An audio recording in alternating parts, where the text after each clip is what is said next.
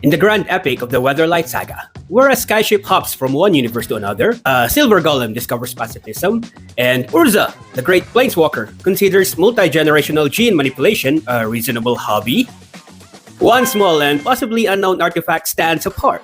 It stands not because it is grand or shiny. It stands not because it is legendary or wielded by a legendary creature. The artifact stands because it's very judgmental towards heartless players like you. This is the Dingus Staff, the spiritual successor to the Dingus Egg. For the Dingus Staff, it punishes you for your creatures lost in the graveyard. Yes, the same creatures you summoned and promised glory to. When these creatures die, the Dingus Staff delivers 2 damage directly to you per creature lost. Nope, not the opponent hurting you. You are hurting you with the Dingus Staff. Scholars like myself might call this karmic retribution, but this punishment from this Dingus Staff is more like, oh, so you don't care about this 1/1 goblin dying. Then, 1 self-bunk on the head with the Dingus Staff. there's no targeting clause, no morality debate. It simply enforces responsibility and a little care from the creature's master. With the Dingus Staff coming online, board wipes become existential threats. Creature destruction becomes self-flagellation. Infinite loops sacrificing Squee becomes an infinite self-punching of the face. With Dingus Staff on the battlefield, sacrifice of creatures becomes self-inflicted bonking that will cause you head trauma. The artwork reinforces my thesis. Bathed in crimson tones, the art scene evokes bloodshed and consequences from dead creatures in self-bonking. The staff is not triumphantly wielded like an Excalibur or a lightsaber. It's handed over, passed between players like a ceremonial baton of blame, or sadistic enjoyment of the creature's downfall. One creature smiles as it receives the thorned dingus. Beneath it lie the fallen. The implication is very subtle but very sharp. If you delight in the destruction of creatures, prepare to participate in it. In the Weatherlight Saga dominated by stories of sacrifice, Dingus Staff ask a question. When your creatures fall, who is really responsible? The answer is very clear. You're responsible! Whether you enjoy this self-bonking or not, it doesn't matter. You still pay 2 for your creature's death. The Dingus Staff does not tap for anyone. It just deals damage, straight. And for the moral players, the flavor text offers a consolation. A sharp conscience is the weapon of the soul. In other words, you should feel guilty for your creatures dying. If you cannot feel guilty for your creatures dying, the Dingus Staff will be handed to you for self-bonking. Bonk! My MTG origin story started with Magic the Gathering, my very first piece of shiny cardboard, Angelic Page. Absolute banger. I even made a short video about it. Please go watch that video and fondle the balls of algorithm for me, please. And from there, I got into Pokemon and Yu-Gi-Oh! And college came and I totally forgot about trading cards. 22 years later, and here I am once again with Magic the Gathering. Only difference is that my inner child has now adult money and slowly developing zero self-control. For others, I genuinely think they joined the TCG hobby for 4 reasons. First reason, of course, the game itself. The games are fun to play and some people can do big brain plays and galaxy brain misplays and this gives them the high. Players cause just enough emotional damage to their friends without ruining their friendships. I'm looking at you, Magic. And that too is fun for them. Reason number 2, the art. And relax, I'm not talking about waifu art here. I mean like actual masterpiece level art. Some of this art cards, especially from Magic the Gathering, are so good they deserve to be in an art gallery, I think. Reason number 3, nostalgia. Opening packs when we were young was so exciting, it's so fun, and it is still true today. Only difference now is that we're chasing serotonin every time we open packs. We also chase for the smell of freshly opened packs, and of course, for some, they open packs chasing market value. Which brings us to the 4th reason, money. Yeah, I'm saying out loud, some people treat booster packs like stocks. They are so loud and so proud to say, bro, this is gonna go to the moon, bro. But it's not all sunshines and Charizards, because herein lies the problem. Those scalpers who are acting like super villains, and scammers who are cheating newbies in the TCG hobby. Now if you're new and you wanna join the TCG hobby, here's how you don't get played. First, always buy from legit sellers. Remember, if it feels sketchy, it is sketchy, so it's better to buy from legit sellers. Second, read about your card or packs. Whether it's Pokemon or One Piece or MTG, believe me, learning about your cards or packs will save you from harm. And lastly, chill on the hype. FOMO is very expensive, my friend. If you are into the TCG for the game, art and hobby itself, and scalping is a minor priority for you, you can just wait things out for the market to cool down. There's a good chance prices will go down to a point you can save money buying your favorite trading cards. So is 2026 a great time to enter the TCG hobby? The short answer, my friend? Oh hell yeah! I'm Moshi Danny, and please don't forget to subscribe! 1 week in, and reactions to the TMNT crossover in Magic the Gathering are hotter than fresh from the oven pizza. Across Reddit, YouTube, Facebook, and Instagram, the fandom is split like pizza slices. Critics say Wizards scrolled too far into the sewers, arguing Universes Beyond keeps stretching Magic's high fantasy flavor thinner than dollar store pizza dough. Some players swear they're skipping this set and waiting for a proper in-universe return. Meanwhile, a smaller but loud crew is ready to shout Kawabonga and pre-order. And whether this set thrives or ends up tossed like last night's cold slice of Spider-Man MTG set remains to be seen. As for me, I bought one collector booster pack. Just one pack for the sake of nostalgia. To be fair, I did get back to MTG after 22 years away because of Universes Beyond Lord of the Rings. But hey, that's fantasy and it works with Magic. But the TMNT MTG set feels a little bit weird for me.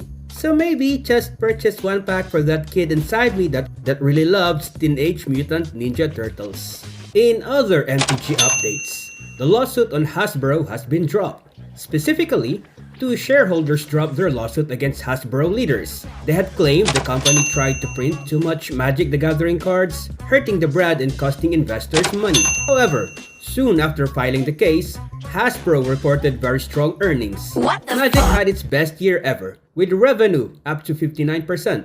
Those results made it harder to argue the company was financially harmed. Because of the strong numbers, the main reason for the lawsuit weakened. The shareholders chose to dismiss the case, though they could still file later again. For the casual fans like me, we just have to wait for more updates about this issue.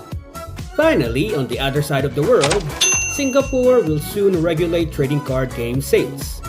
Singapore will soon regulate the sale of blind boxes, including trading card packs, to reduce gambling-related risks. More details and an implementation timeline will be announced once the regulations are finalized. There is an MTG card that represents the life of a lonely and isolated creative person. In the frostbitten chaos of Kaldheim, a world where most trolls solve problems by hitting them, there exists an anomaly with a complex artistic taste. Her name is Svella, Ice Shaper.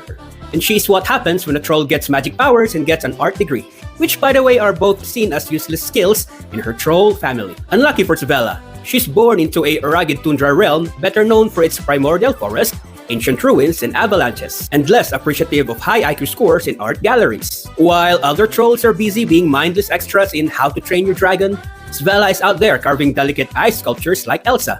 Except instead of singing Let It Go, Svella is mumbling, "As I walk through the valley of the shadow of death, I pay 3 mana and tap for a snowman to live."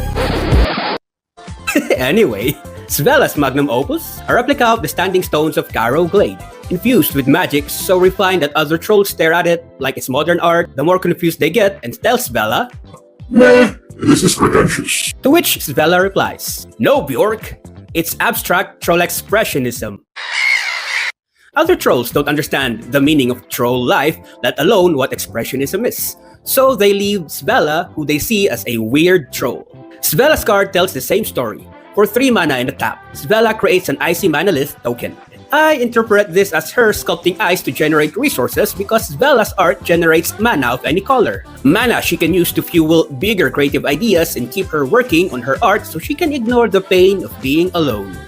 Maybe she's just making these ice sculptures because she's lonely and needs something to focus on and be who she is. A cool, creative troll Natello in her Renaissance period. Man, I'm so bad at this. A sentiment I feel like is reflected in her second ability. For 6 mana, tap. Look at the top 4 cards of your library and cast a spell from among them without paying its mana cost. It's like Svella is spending much magic and effort on her ice artwork beyond expressing who she is. That, by making all these sculptures, she can conjure something or maybe someone into existence who will accept her and appreciate her. Why do I see her lore like this? Because beneath the grandeur of her card's abilities is a lonely artist wandering the tundra, hoping someone will look at her sculptures and say, wow, she's not a dumb troll after all. Svella simply wants art friends, which she doesn't have in her troll tribe. She doesn't want a raid party. She wants an audience for her art. Sounds familiar? It does. For creative people like us that don't have audience or friends, we can learn from Svella's lore a very simple lesson. And the lesson is, keep creating. Just keep creating until we find people that can appreciate our art and appreciate who we are as trolls in this apathetic rotating mass of rock. In the heart of Jukai Forest lives Iwamori, a monk built like he lives in mountains for warm-ups, and meditate like he's trying to unlock some secret knowledge for more power-ups. His hobbies? Training, more training, and sometimes meditating, and occasionally punching trees so hard you'd swear he's Minecraft Steve just casually punching trees until they break, like you see here. So, when a 30 feet tall war kami, a spirit made of swords and bad intentions named Eiyo, stomps toward their monastery, the other monks panic like those new players in your party begging for the carry to carry. Iwamori? Well, he is the carry. He basically says, You guys stay here, I got this. And runs out alone. Just pure main character energy and badass tree hopping. The fight was so chaotic. Iwamori gets blasted out of the canopy, bleeds a little, and just shrugs it off like it was nothing. He then climbs the 30-foot metal war spirit like an American ninja warrior traversing through their course. Iwamori rips off chunks of the war kami's armor and throws them straight at his face. The war kami's mask shatters and hurts. The giant spirit shrieks in pain and retreats back into its realm. The monastery cheers upon the return of their tree-punching hero. But Iwamori? When asked if he'd want a celebratory feast, he replies, I failed. Very on brand for this guy. He's strong enough to go against a great spirit, but emotionally, he's carrying some unresolved personal business. You see, years ago, his family died, while he survived alone. Ever since, he's been trying to protect everyone, alone. Like, if he just fights hard enough, he can make up for the past and maybe reunite with his family once again, in death. Iwamori set out for a personal mission, leaving the monastery. On his way, an annoying, suspiciously calm swordsman in black robes shows up. Iwamori, being all too eager to rush forward alone for a fight, rushed forward alone to fight this skinny swordsman that moved like a cat. The fight ended when the swordsman locks Iwamori and trash talks him by asking, why are you so eager to throw yourself into every fight? Are you trying to kill yourself? That emotional question hits Iwamori way harder than the giant spirit's physical attack. Emotional damage was all that it took to defeat this powerful monk. By the end, Iwamori realizes maybe being the strongest defender isn't about charging in solo every time. Maybe strength isn't about dying heroically. Maybe it's about staying, living, and protecting what's in front of you without trying to 1v9 the whole game lobby. So, after going back home to the monastery, Iwamori then goes to meditate and postpone his training. Iwamori's new saving point now is on meditating about the new purpose for his life and not on training so hard. A training that would make him rage quit on life. So that's the short lore for Iwamori. Read the name of the card, Iwamori of the Open Fist. But his fists are not open, bruh! Welcome to Mercadia, a world run by rich people who love shiny stuff and hate the smell of rotting garbage. A plane where everything is for sale, probably including the air they're breathing. And a place where the ruling class has the moral integrity of gambling websites. And what of the poor? What poor? There's no poor in Mercadia. If you are poor in the city, then you got some skill issues. But we don't really care about the Mercadians. Let's move our bulging eyeballs on the Cho Arim, the anti-establishment people. They're no city folks, and they are not also big fans of the rich and smug Mercadian citizens either. The Cho Arim are rebels with a strong, we live outside the system kind of thinking. Think of Cho Arim as like the Shaolin monks living in the temples but are ready to kick some ass. They despise the spoiled and rich and controlling elites of Mercadia, who are too in love with their shiny artifacts and extravagant enchantments. Plus, the Mercadian government is too oppressive and too greedy. And within the ranks of the Cho Arim resistance, a perfect member that can slap the shiny toys of the Mercadians off their hands. The quietly terrifying Devout Witness. The Devout Witness is part of the rebellion against Mercadia's decadent elite. While the city is busy polishing artifacts and flexing enchantments, the Devout Witness is out there saying, "Oh, that's a pretty artifact you got there. Abracadabra, your pretty enchantment and artifacts are now a goner." Devout Witness is a spell shaper, meaning she can shape a spell that can be used to destroy an artifact or an enchantment of those elite Mercadians. Her magic and action can be seen on the art of the card. Devout Witness doesn't really fight with her humble power and toughness, but rather she fights with her magical ability, which is hinted at her flavor text. The Cho Arim fought Mercadia's decadence with more than just swords. Devout Witness's lore obviously is reflected in gameplay. This is when you'll be using Devout Witness's ability to blow up your opponent's shiny, pricey artifact or enchantment cards. If you think about it, Devout Witness is like an anti-establishment card. So, when you activate her ability in a match, remember, you're not just popping an enchantment. You're actually reenacting a social uprising on the table, fighting the elitist system that is greedy and selfish in your pod. You're basically telling your opponent, who is filthy rich in mana rocks and mana dwarfs, "Sorry, mate, but down with the 1%.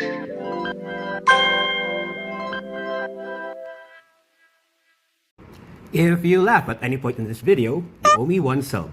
I'm trying to reach 2,000 subs by next week, so no counter spells, no exiling, and no scooping until you finished watching this video. So here I go, let me try to make you laugh. In Magic the Gathering, top decking is when you're empty-handed, with 1 life left, all board wipe, and the future looking like either a scoop or a slam on the table. So you draw your card from the deck and you get exactly the card you needed. No plan, no setup, just a divine cardboard intervention. Some people also do this in real life, you know, top decking. Single for 10 years, broke for the most part, emotionally and mentally, 1 life left. Then boom! Top decks a girlfriend from a last-second dating app Hail Mary. No glow up, no finding myself arc, no character development. Just pure trust the dating app algorithm vibes. That's top decking in real life. Does that joke hurt a little? Because you know someone who is like that, or maybe that's you? Well, that's good enough for me. That's a laugh in my book, so hit the subscribe button. In MTG, ETB means enters the battlefield, the ability that triggers the second a card shows up on the battlefield. Now, let's be honest, some players also have ETBs. Some enter the battlefield tapped from work, tapped from marriage, tapped from life decisions made in 2019. Some have an ETB that makes everyone on the table lose 2 life, and suddenly someone's opening a window and spraying perfume or deodorant because the smell is gonna board wipe all the tables of the local game store. In MTG, reading the card explains the card means the answer is printed on the damn card. Stop debating, stop negotiating, just read it. In real life, reading the card explains the card means reading the contract explains why you're still broke and somehow you're still grateful for the opportunity. Reading her text explains why you're single now. Turns out he's just a friend had a flash and haste. Reading the job offer explains why they said, "We're family here." Yeah, a family. You're not the CEO's son though. You're the unpaid cousin working for exposure. What's that? A laugh? I'm trying to hit 2,000 subs by next week. I don't want to mulligan my life choice of being cringe in front of you. But at least, hey, somebody's willing to be a clown for you, for your entertainment. So, if you guys find it in your heart to be nice and kind to this clown, hit that subscribe button. See you in the next video! A lot of players noticed the set's value dropping faster than those whose ankles got broken by Uncle Drew. After doing some extremely serious research. By research I mean I went reading Reddit and scouring YouTube videos and reading their comment sections. Here's the reason why Lorwyn Eclipse prices are tanking according to many Magic the Gathering players. Compared to newer sets like Edge of Eternities, many cards from Lorwyn Eclipse just don't hit as hard as the childhood trauma from your parents. There's no clear meta-defining superstar yet from this set. Players cracked Lorwyn Eclipse boxes faster than you can say Asmorano Maricana is Tina Kuldakar, and got too many of these same rares and mythic rares. For example, this pack I'm opening, 5 rares. Nice for me. Now imagine 100,000 players opening 100,000 packs and pulling similar numbers of rares and mythic rares. Suddenly, the secondary market isn't a house of gold. It's a warehouse of cardboard of the same rares and mythics. Then basic economics slaps us on the face. Supply up, demand low. And prices? Kaboom! Collectors and scalpers have real influence on the secondary market and the prices of the cards. Collectors aren't chasing regular rares from Lorwyn Eclipse set.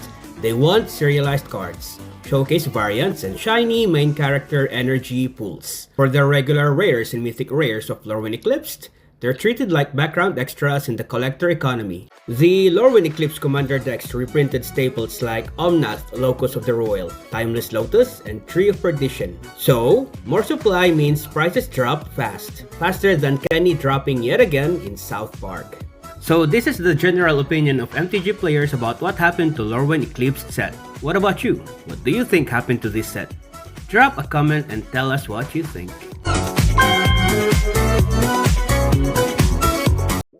Damn! Begging works! I posted this last week Thursday because I want to reach 2k subs by this week. From 1,444 subs before the joke video upload, now I'm around 1,543 subs in just a couple of days. Nice! Magic people are so awesome.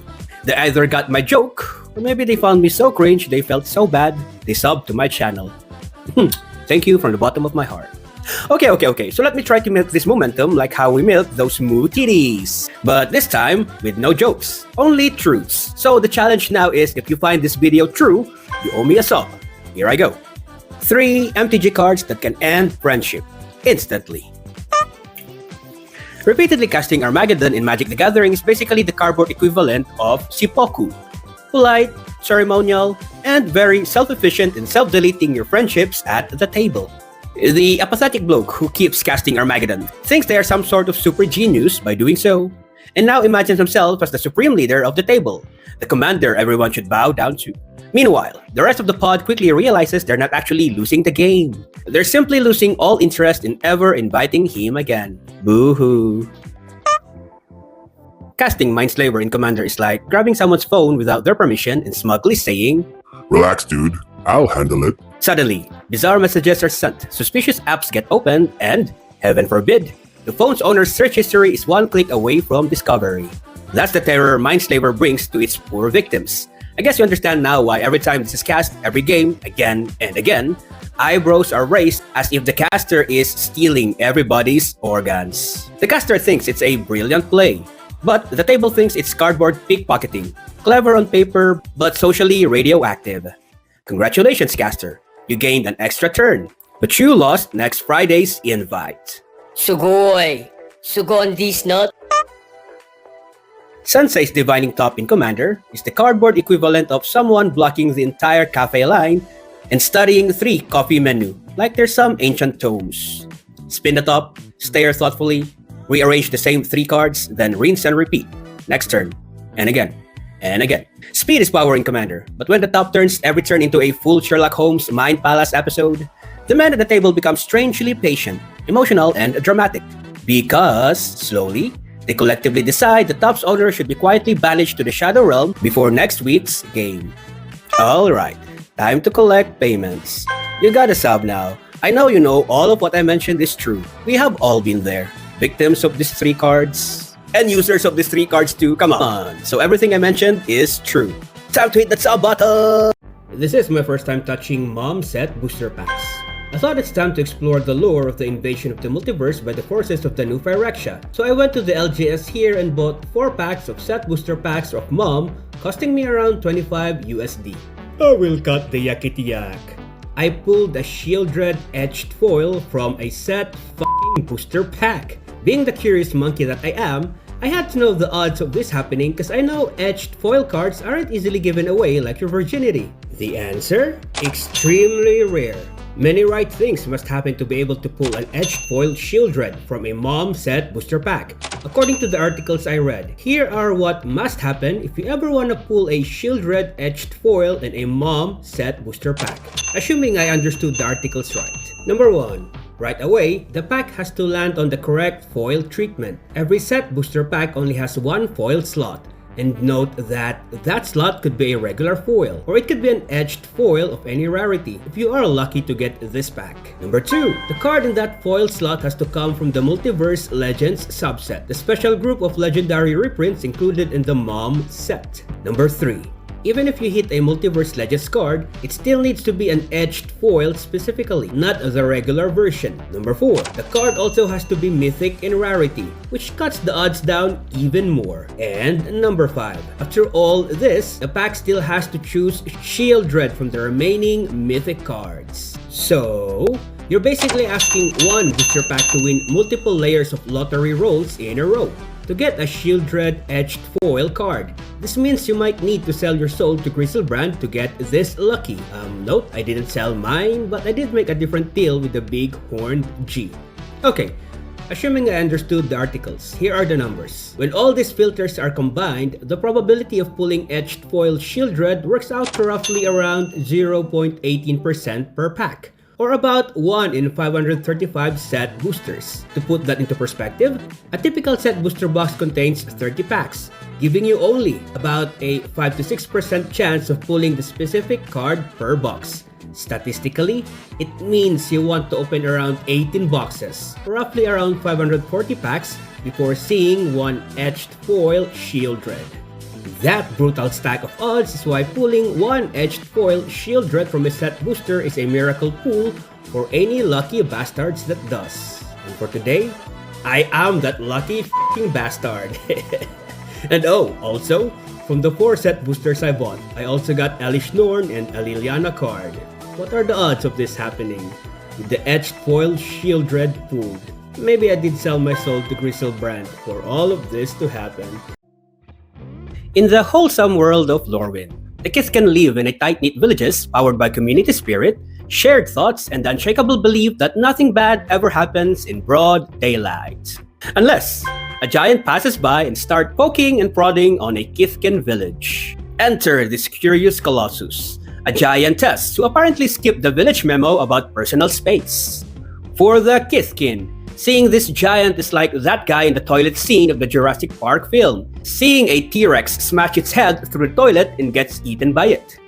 Luckily for our Kithkin friends, giants don't eat Kithkin. Not that I'm aware of. The Kithkin on Lorwyn respects giants. They view the greater elementals like giants and tree folks with reverence and fear.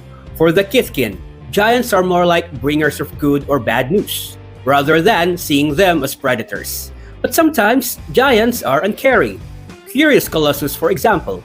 Look at her, approach a Kithkin home just like a kaiju. Imagine if Godzilla wandered into the Hobbit Shire just to have a look around. That's the vibe brought by this Curious Colossus on this card. What will the Kithkin do? Well, they show respect, but from a distance. A very safe, far from ground zero explosion kind of distance, as the flavor text suggests. Kithkin respects giants, but not usually from such a close range. This awe and fear for the giant is reflected in this card's ability. The card is savage in the most brutal way by turning all target opponent's creatures into 1/1 cowards, in addition to losing all their abilities. A coward is a creature type, by the way. I'm not saying start calling your opponent's creatures cowards. Think of this ability as like when Eren witnesses his mom getting eaten by a giant, and then Eren just freezes in shock and fear. That's the effect a Curious Colossus brings to the battlefield. Luckily, giants don't eat other creatures. Not that I'm aware of. All your opponent's creatures get mentally and emotionally damaged once you summon this giant on the battlefield. The Colossus doesn't need to crush anyone. Her mere presence turns an arrogant militia into NPCs and background characters. In Lorwyn, giants aren't necessarily evil. They're just that big. Too big and sometimes too curious. And the Kithkin know this all too well. Thus, they stay away and pay their respects from far away. And also do their toilet business much, much farther away from this giant.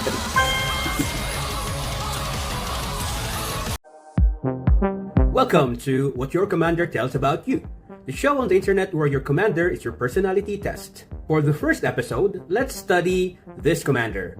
Not because it's too powerful, well actually it can become powerful with the right cards, but because I own a copy of it which I got from my GF as a gift last February 14. And my GF knows nothing about Magic the Gathering, but she unknowingly gave me something very interesting. So lol, basically I'm gonna be studying myself in the first episode. Nice, let's start. Nico's abilities allow players to create shard tokens which they can sacrifice to scry a card and draw a card. And then they can use these shards to create a copy of a creature they choose to exile. Nico sits in Azorius colors and naturally fits into blink, flicker, and copy spells, especially builds that repeatedly farm ATB triggers, like how a manager farms the remaining life of his workers with demanding paperwork and impossible deadlines. Cards like Essence Flux or Restoration Angel work well with a Nico, while pieces like Starfield Vocalist can politely become an OP support card for Nico and his shards. Nico players generally love control. If they play basketball, they'd be like the point guard controlling the game. Nico players enjoy their carefully crafted deck because they know each card drawn is a step towards victory or fun interactions. Is it all because of counter spells? Not really. Like a mad scientist, Nico players stuff their deck with blink effects and ETB copy shenanigans to extract unreasonable amounts of value from their commander. Nico decks can pivot aggro or midrange, but most settle on midrange because Azorius offers endless value cards that quietly snowball until the board state looks like the Avengers Endgame portal scene. Except the three opponents are suddenly realizing they're role-playing Thanos and you are Steve Rogers. Nico players display a refined control complex, calmly blinking, copying, and drawing one more card, while editing their board state like aristocrats, rearranging their furnitures. Table hostility means nothing for Nico players because somewhere between their blue and white pieces lies around 6 or 7 win cons that they may blink or copy for maximum benefit.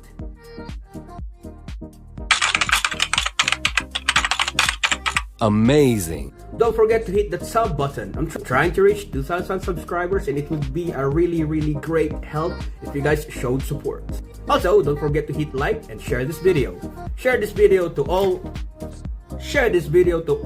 Nico players.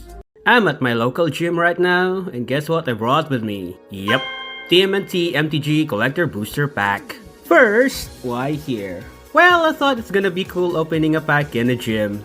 And it is cool. But to be honest, I'm at the gym right now because my anxiety is back again. This stupid anxiety is trying to ruin my day again. So I thought, why not hit two birds with one stone? I'll go to the gym to feel good, and I'm gonna open a pack in the gym to also feel good. If you're watching this and you're going through the same thing I'm going through right now, brother or sister, remember this. It's going to be okay. This will pass. Trust me, this will pass. But while waiting for this to pass, you have to do something positive. You have to do something constructive for yourself, for your mind, and your body. So right now, for example, me, I am at the gym because I know the suffering I will go through here in this gym will help me manage my anxiety right now. This anxiety I'm having right now.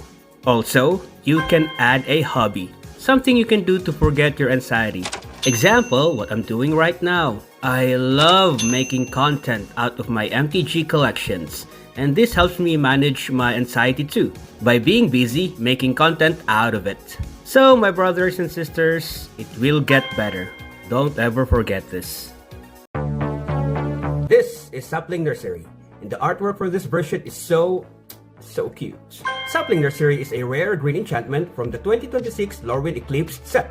And if you ever wondered where baby tree folks come from, well, apparently the answer is this. A magical forest daycare with extremely overprotective older tree folk acting like Asian helicopter parents. This at least is how I interpret this art, this whimsical, adorable art by Julie Benbasat. The card doesn't spotlight a specific legendary creature, but it perfectly captures the vibe of Lorwyn's tree folks. Nature entwined, extremely patient, and silently judging you for committing acts of ecological terrorism every time you guys kill a tree folk. Bad player. For a quick intro to the lore of Lorwyn, go check my video out. During this slightly traumatizing Shadow Moor time, some creatures still manage to find a safe space. And for the tree folk, that cozy panic room happens to be their beloved Sapling Nursery. Sapling Nursery represents a sacred grove where young tree folks sprout and hang out like saplings at summer camp, just vibing with nature. Despite the cute vibes from this card's art, the card actually packs a serious power. With its landfall ability, every new land drop pops out a 3/4 tree folk token with powerful reach. These tree folks are capable protective guardians, capable of explosive forest growth, capable of producing more capable forest guardians, capable of beating down your opponent's anti-forest, anti-tree creatures. All thanks to a sapling nursery for baby trees, found for every land they find. In essence, every time you cast a land, these tree folks find a sapling nursery. For each land you cast, sapling nursery for baby trees. Ultimately, Sapling Nursery captures the spirit of Lorwyn's tree folks. Patient, they are ancient protectors of the forest, quietly growing stronger with every land they find. With those lands, they nurse their saplings, protect them carefully, and wait until the little trees grow tall, tough, and ready to bunk forest haters with their glorious 3-4 power and toughness. Yeah, let's go! Tree power! Welcome back to my channel, Moshi Moshi Danny, where we study the rare magical wildlife of MTG creatures in their natural habitat. Today's creature is this proud bird, Balmor, Battle Mage Captain. This bird is a highly territorial sky predator from the plane of Dominaria, most commonly spotted circling the fortified skies of New Argive. Unlike common birds, Balmor did not simply hatch and learn to fly. This scholarly raptor spent years studying at the prestigious Tolarian academies, where young mages are trained to turn their paper homework into magical ammos. Eventually, Balmor rose through the ranks and became captain of an elite bird group called the Fire Feathers. Basically, magical fighter jets, except they are birds, and they don't fire rockets. They fire spells. Fun ornithology fact, a group of falcons is called a caste, which means Balmor leads a caste of birds that cast spells. Balmor, by the way, looks like a falcon. A bird casting mid-air magic during a high-speed avian guard performance. My apologies to all the English teachers out there. Balmor soars through a battlefield sky like a feathery general, rallying troops beneath him. His pose on his card is pure aura farming, as if to say, yes, I'm a bird, but I also have a master's degree in aerial destruction. For Balmor's ability, every spell cast works as both strategy and bird power-up. What about Balmor's philosophy in battle? Even the most hardened armies are ill-equipped to defend against an onslaught from the sky. Honestly, that sounds something John Rambo would say. Balmor as Avian Rambo. Bro, that's gonna be awesome. Imagine a bird flying down, holding machine guns in both hands. So that's Balmor, Battle Mage Captain. Remember kids, in the wild world of magic, not every bird just chirps and squawks. Some birds command armies, and occasionally call in airstrikes.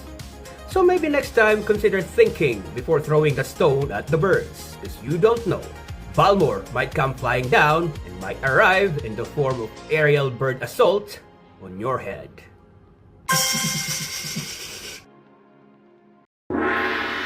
Welcome to What Your Commander Tells About You, the show on the internet where your commander is your personality test. Today, we will study Kefka Court Mage players. Causing chaos is the entire game plan here.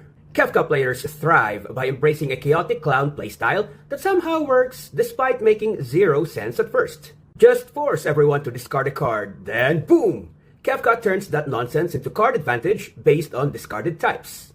Then, Kefka players escalate. For 8 mana, each opponent sacrifices a permanent, and Kefka transforms into Kefka, Ruler of Ruin, with flying. Now, the chaos comes with damage. And damage here means even more card drawn for the Kefka player, because apparently your suffering is value for the Kefka player. Naturally, Kefka players want to blink or copy him under a different name to loop the madness. Milling tactics also slides here easily with Kefka, especially when a draw from empty library and win cards are included in the deck. Kefka deck thrives on draw-discard synergy, squeezing value out of every interaction. At the end of the day, every discard is secretly their gain, and every excessive card draw just speeds things up towards the opponent's end. Kefka players suffer from Bone Miser Ancestral Recall Pietra Syndrome. Compulsive discarding paired with manic card draw, all in the name of chaos. They weaponize hands, they turn Table Trust into coercion, and then puppeteer opponents. Then crown themselves Joker geniuses. In their heads, they're Heath Ledger's Joker. In reality, they're just being obnoxious. Symptoms include aggressive blinking, obsessive hand size comparisons, and the delusion that every chaotic play is fun for everyone. Up me. Well, I'm funny how? I mean funny like I'm a clown, I amuse you. I make you laugh. I'm here to fucking amuse you. Normally, Lorwyn is a cheerful fairy tale world, like a perfect relationship. But when the darker aspect of Shadow Moor creeps in the world, everything becomes complicated, similar to when your girlfriend keeps sending you mixed signals. This is Slumbering Walker. It's not a warrior right now, it's not on battle right now. Right now, it is slumbering and is walking through the Eclipsed realm. It needs to wake up before it can become the warrior it's meant to be. For a quick review of Lorwyn Eclipse lore, go check this video out. On this card, it seems the giant is in the Eclipsed realm and is trying to remember two memories from two completely different lives. The giant on this card is going through the mental struggle of figuring out which memory is to accept, the one from the light or the one from the night. And just like a computer, it will try to run 50 browser tabs trying to find the answer. Eventually, the browser crashes, or in this case, the giant crashes. It loses motivation, becomes sluggish, and becomes what the lore calls a husks, which is a polite fantasy term for "This giant is mentally buffering. Please wait. Still loading." That's why Slumbering Walker is slumbering but walking, and enters the battlefield with two -1/-1 counters when cast. These counters represent the giant's sluggishness caused by the fatigue of indecision as to which personality to follow, the Lorwyn side or the Shadow Moor side. It's basically the same mental fatigue when you eventually shut down emotionally after your GF won't stop sending mixed signals. But this giant is not as unfortunate as you. By removing the giant's -1/-1 counters, it represents it shaking off its sluggishness and confusion, as if trying to wake up. And as he removes one counter, he is able to revive smaller creatures from the graveyard. Lore-wise, this tells us that parts of Lorwyn's brighter memories break through the giant, as it tries to wake up from its slumber and sluggishness. Now that's a cool mechanic lore connection if you ask me. Also, this means the giant wants the Lorwyn side of its personality. Yay! So, while the giant here looks like it's taking the longest nap in MTG Multiverse history, rest assured that this giant will be waking up later and becoming itself once again. Unlike you, who couldn't recover from a breakup after you thought the mixed signals from your GF meant pure love. The only way to recover? Do what the giant did here. Wake the fuck up. It's Saturday, and for me, it's opening pack day. Today, I'm gonna be opening 2 packs of Mr. Booster 2.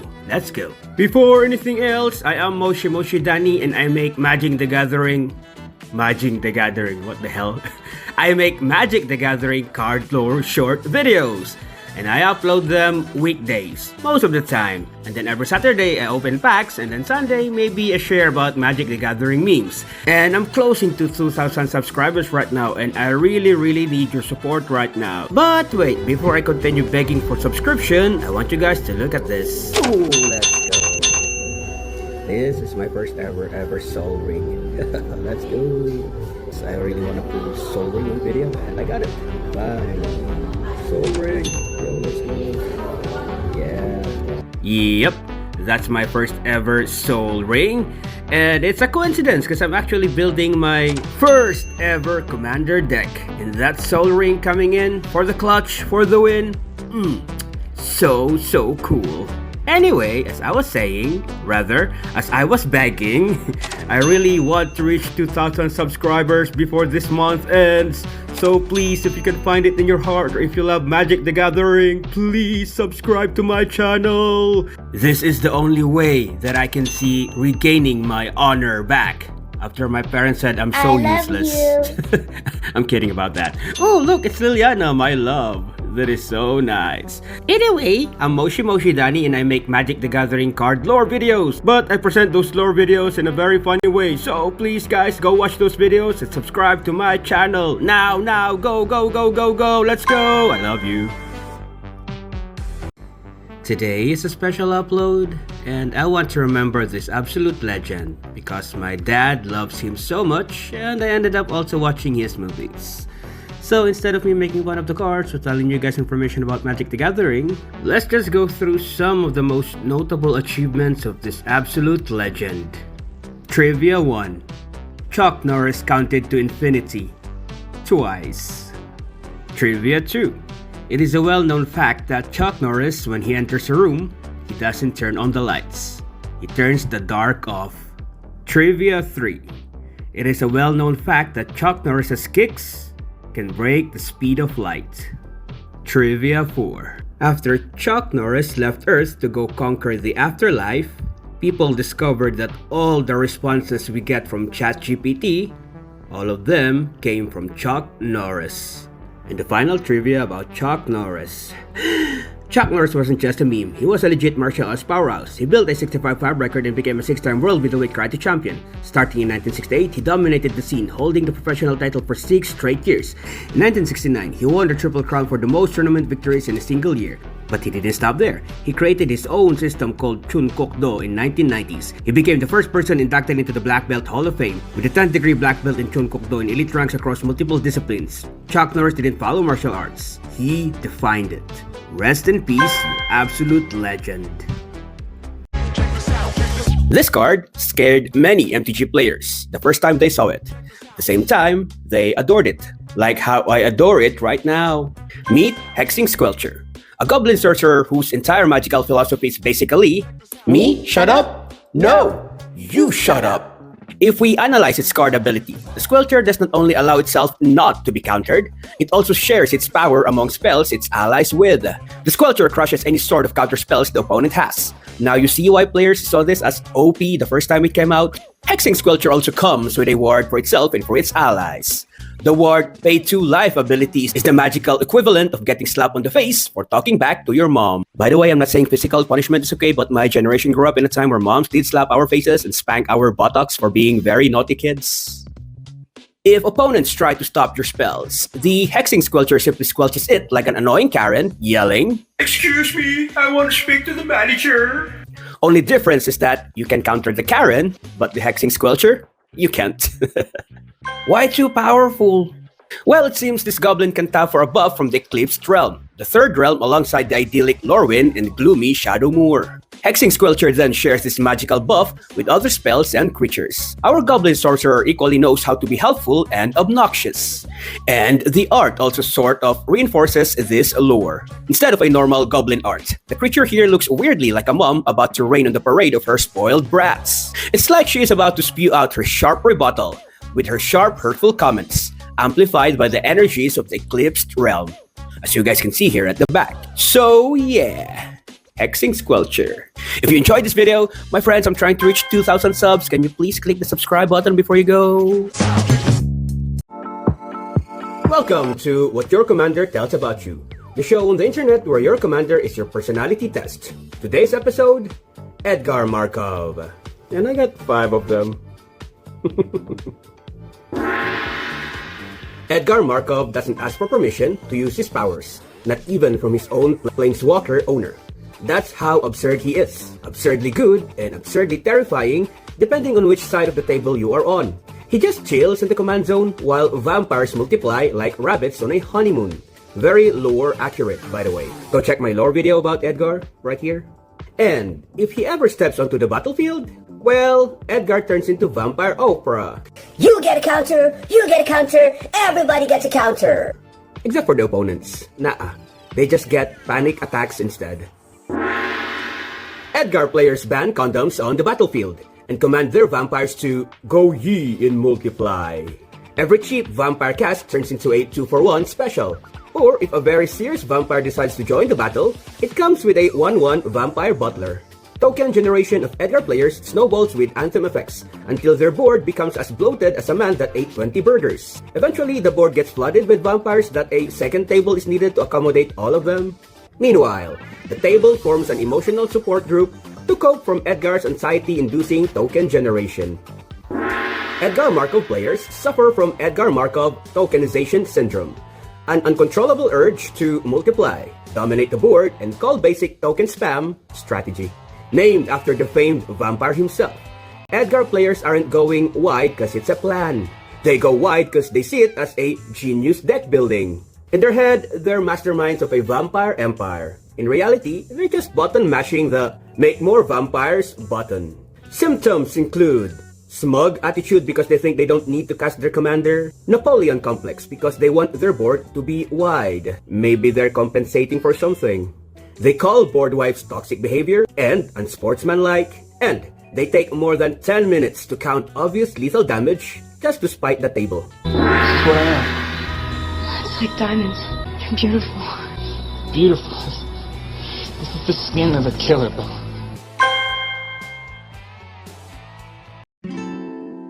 In the industrial paranoia of Urza's legacy, Urza forged metal armies, collected and weaponized artifacts, and ran magical R&D, like a prepper prepping for doomsday.